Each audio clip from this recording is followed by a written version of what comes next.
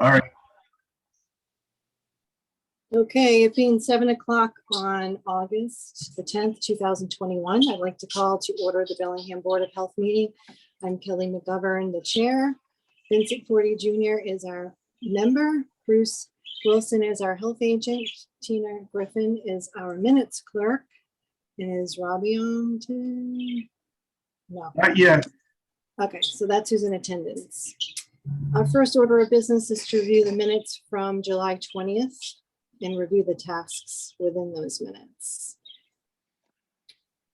I've read through them already, Vinny. Did you read through them? I already read through them. I'd like to make a motion. We accept the minutes from July 20th as written. I'll second that. All those in favor say aye. Aye. Aye, motion passes unanimously. The review of the minutes, some of the things on here are mostly Robbie updates for food and tobacco. Bruce with the service dogs, I think you were just researching that, correct? As far as how far the state's coming with that? Bruce? There we go. I checked in with the state. They haven't really done a heck of a lot with the I know. with the new. I keep looking too. It's not exactly on the forefront. I get it. They're So those are the only things on the minutes. Okay. Next thing is COVID policies and procedures. What's the update with our numbers, Bruce? I got the numbers this afternoon. Over the weekend, they did Friday, Saturday, Sunday. So when I first opened it this morning, it looked like it was a big number, but it was actually over 3 days. But the report today that came in at 5 shows 1,109 new cases, which brings the total cases reported to date 682,240. That puts us at about 2.8% positivity. There were 334 patients hospitalized, 78 patients on the intensive care units, and 33 people are intubated. There were 13 deaths reported today. Bellingham numbers have been pretty Yeah, the numbers are still fairly very good, very low considering the rest of the country here. Yeah. Which brings us to a point. I mean, I asked a lot of the public to join in today because we wanted to, visit what we were doing as far as mask wearing and limitations and such. I noticed there's a few people here. Plus, we had spoken about it earlier this morning at the department heads meeting. But for the most part here, and I believe the board will, correct me if I'm wrong. We're pretty much, working with the CDC and Governor Baker's recommendations at this point, where if you want to wear a mask, it's up to you. Each individual building or business can and ask for masks, or you can not ask for masks. It's it's up to the store or building there. Obviously, if you've got some employees that have a lot of comorbidities are subject to difficulties. You might want to consider requesting people to wear the masks there. It's recommended that people aren't vaccinated to wear it, but it's not mandated. It's not our wish at this point to mandate the mask wearing to anybody at this point. Very good. No other. How about we do have a clinic coming up at our carnival, right? Hopefully, I reached out to the mobile clinic. If we can get them, I asked them for all 3 days, but we may end up with just 1 day. But whatever they can do would be greatly appreciated here. Dennis and I had talked about possibly giving out a ride bracelet to any of the younger kids there that do get vaccinated. Milford had done that, and it went pretty well over there. So we're trying to get them here. I know Mike Soda mentioned to me to give him a call if I'm known here back. He will see what he can do to expedite or get them to come out to our carnival. Right. And our Walgreens and CVS are still. Walgreens, CVS, your doctors, a lot of the minute clinics are all offering vaccines. So anybody that wants to get a vaccine should be able to. Yep. Okay. That's all the updates for COVID. That's pretty much it. All right. Things have been pretty quiet on the front. Esther is on as well. If she wants, she can give you a quick overview of what we have in town here. If she'd Hi, like guys. to. I'm here. Great. So I know the numbers did come out this morning. So as of this morning, we've had 14,978 residents tested with a total of 1,272 confirmed cases, with 349 probable cases, giving us a total of 1,618 cases. We currently have 10 active cases, 2 probable cases, and we've had 1,590 cases recovered, and we have been holding at that 16 deaths. I know there were some questions in regards to how often we give out the numbers. I think the main concern that I was hearing was that people didn't think that I was in Maven every day. Of course, I yeah. assure you, I am monitoring the situation every single day. If there are trends, if there are concerns, obviously the board is going to be my first phone call. And we'll update accordingly. But as Bruce said, statewide, we're at like 2.8% positivity rate. Locally, we're just under 2% positivity right now. And it's important to remember that's based on all of the tests that are done within a 2-week period. So again, we're holding our own. The numbers are good. From what I'm seeing, most of the cases are the unvaccinated, unvaccinated middle-aged adults who didn't want to be vaccinated. And then there have been a few cases under 12 years old. So Esther, we only have 10 cases that are confirmed now and 2 probables in Bellingham right now. That is correct. Yes. Okay. And of those, I don't know if it's allowed. Can you find out if they're vaccinated or not vaccinated? Or they're Well, that comes with the investigation process, Vinny. Okay, But fine. I can't tell you, of the 10 cases, 6 of them are vaccinated and 6 Right. aren't. Do you know what I mean? You have to I know, remember that's fine. that. Yeah, no, but people have a choice to decline to give me information. So I think that's important to remember as well. Okay. So the more forthcoming these cases are, the more information we'll have, the more data we'll be able to use when making decisions in regards to vaccinations and whatnot. My guess, since you can't split people, the national average for people who are confirmed having it after, the vaccination is 0.15%. So I guess you'd say 1.5 people. Yeah, in great. Bellingham are getting it. And again, people don't realize, Fauci has said this, Walensky has said this. If you get it after you've had the vaccine, it's a lot less than if you get the flu. And it's even probably as severe as if you get the flu after you've had the vaccine. You get something that lasts a couple of days. It doesn't hospitalize you, no matter what unless you're very ill. And so it's I don't know. It's just I guess for religious purposes or for people who don't think vaccines are safe, those are people not getting it. Or there's a group of people who thought that COVID was created so that we could push vaccines. I can't believe people would even think that, but there are people who are thinking that out there. So anyway, that's all I got to say. I think the town on this level, we've done really well. Yep. Our numbers are staying really low. I think we're on the right track. We're doing something right. So are we ready to move on to the next topic? Yes, we are. Okay, Bruce, health agent updates. I didn't know, did anybody want to add anything that joined in, Bernadette or Suzanne or? I mean, Ethan? if you'd like me to talk about what we're doing at the library, I'm happy to do so. Sure, yeah, let's hear. Okay, so last week we put up a sign saying we're requesting everyone wears masks in the building.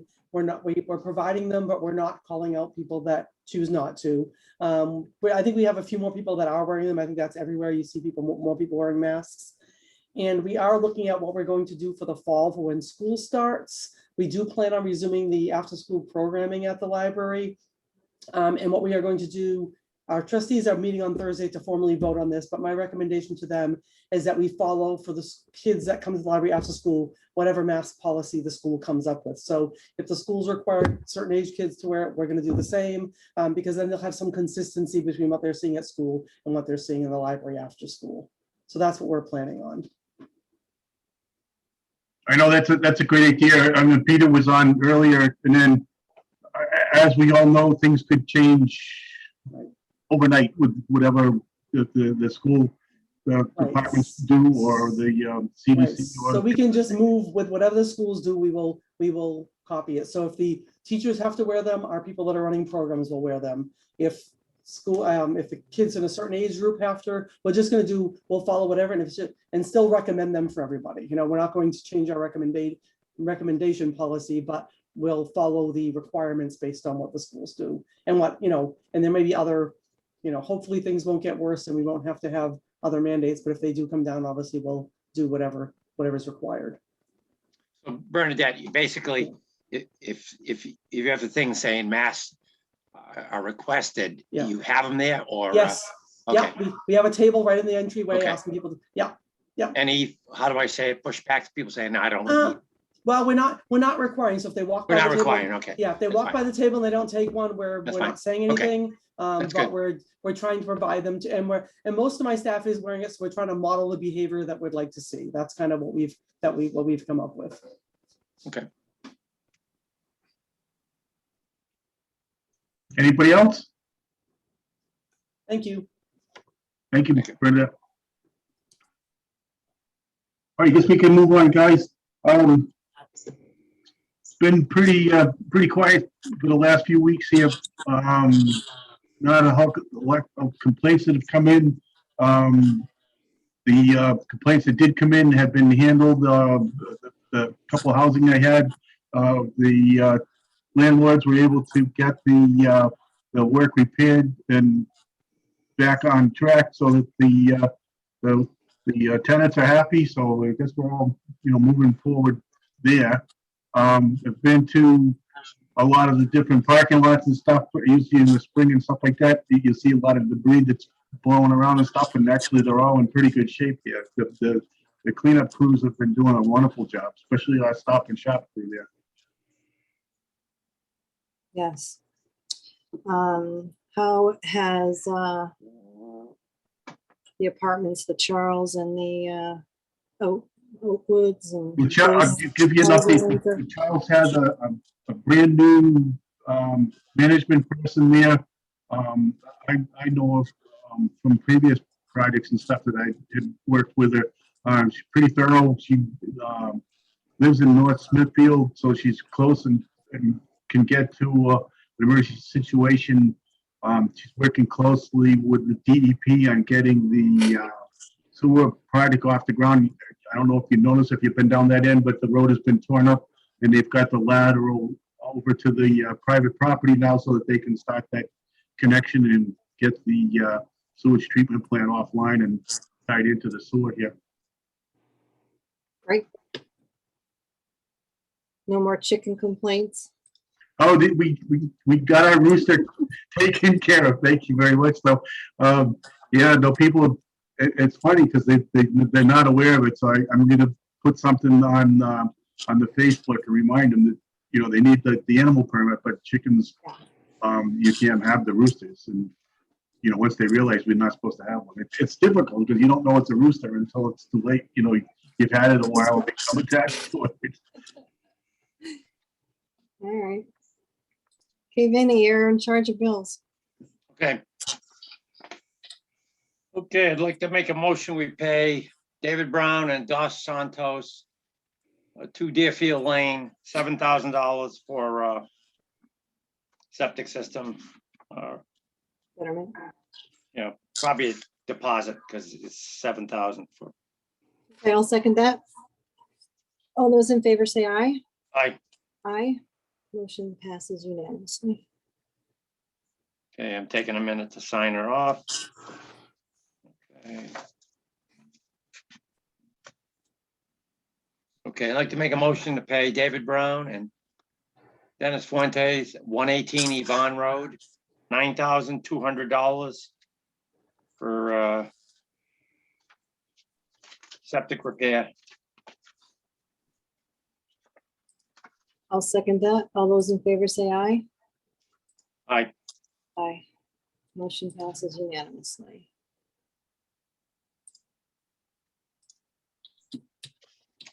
Okay, let's see.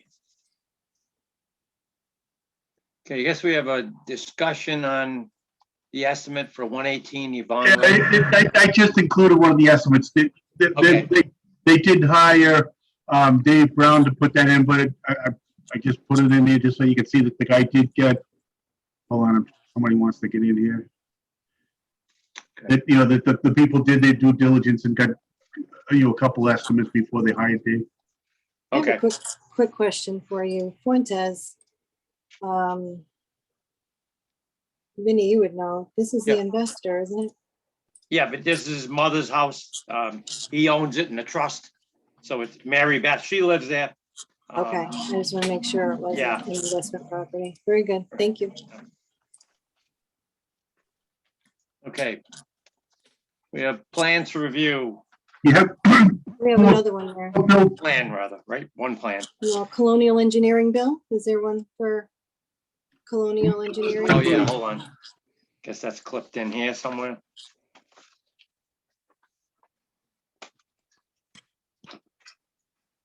Okay, yep, I'd like to make a motion. We pay Colonial Engineering and Dennis Fuentes for 118 Yvonne Road, $3,750 for design of septic system. Okay, I'll second that. All those in favor say aye. Aye. Aye, motion passes. then under the betterment loans, I had talking to Kelly earlier, we had somebody who applied for a condo with 3 units in it, and we told her that, that wasn't part of our program. Right. But she had, you know, submitted an application, so I have it included in your packet there, but she's been Yeah, spoken to. number one, it can't happen because there's 3 units to 1 septic. Right. Number 2, it's an investment property and Right. it's not part of the program, unfortunately. Let me just check. But do we have a discussion on the 118 Yvonne? No, that was, I just put the estimate in there just to show that the guy had done his due diligence and gotten a couple estimates prior to hiring Dave. Thank you. More so so the board can see that what we're doing on the average is right in line. Yeah. The It average, is. the average septic that we do tends to usually come in a little under what we allot, so, And that was the whole point, right? yeah, Have a little cushion. that's right. It works. That way there, we don't have to approve an extra amount after the fact. So, Well, there are a few of those too we have out there, but fortunately we have more under than over. over, yeah, okay. And we have a plan, Vin? Yes, okay. I'd like to make a motion to approve a septic disposal plan for 150 South Main Street. It's a repair, so allowed under the Title V requirements. Let me just see what we have for, okay. The waiver requests are 310 CMR 15405I B, 1B rather, to allow the septic system to be installed 5 feet from the basement wall. Septic is normally 10 feet from that, and would require a 40 mil poly barrier to be installed. The other one is 310 CMR 15405 1B to allow the septic tank to be installed 7 feet from the foundation where 10 is required. Okay, and the other one, I guess, it's 20 feet required, right, Bruce? Correct.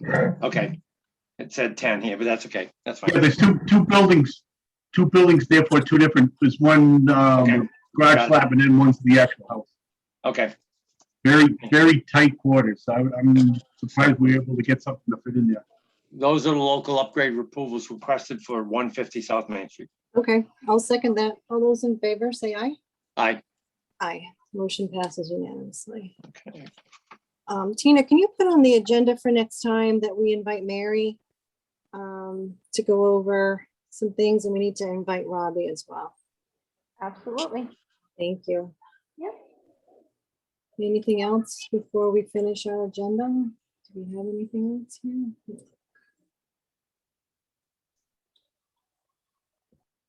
Bruce, I may leave this in the door for you because I have to Okay. I'll be in. Yeah, the- no, I can come by and grab it. Okay, they'll be in the door tonight. Okay, I think that satisfies our agenda, Vinnie. I believe it does. Okay, I'd like to make a motion to adjourn. Thank you, everybody. All those in favor, say aye. Aye, Aye. Good night. good night.